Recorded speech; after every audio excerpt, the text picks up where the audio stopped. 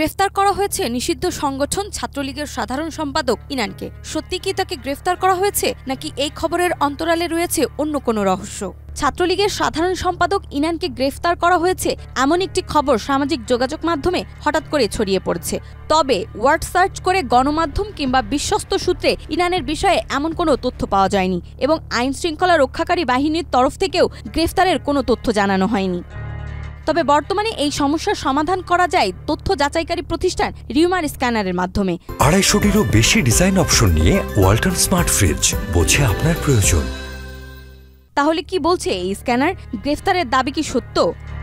Rumour scanner টিমের অনুসন্ধানে জানা যায়, নিষিদ্ধ সংগঠন ছাত্রলীগের সাধারণ সম্পাদক শেখ ওয়ালি আসিফ ইনানকে গ্রেফতারের শীর্ষক দাবিটি সঠিক নয়, বরং কোনো তথ্য প্রমাণ ছাড়াই আলোচিত দাবিটি প্রচার করা হয়েছে।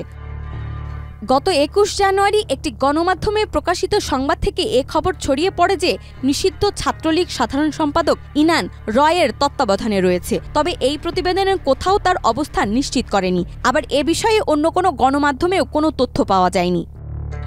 গত 5 আগস্ট শেখ হাসিনা সরকারের পতনের পর থেকে আড়ালে রয়েছে ছাত্রলীগের কেন্দ্রীয় নেতাকর্মীরা। শেখ ওয়ালি আসিফ ইনানেরও অবস্থা সম্পর্কে কোনো তথ্য পাওয়া যায়নি। সুতরাং নিষিদ্ধ সংগঠন ছাত্রলীগের সাধারণ সম্পাদক ইনানকে গ্রেফতারের দাবিটি ভিত্তিহীন ও ভুয়া।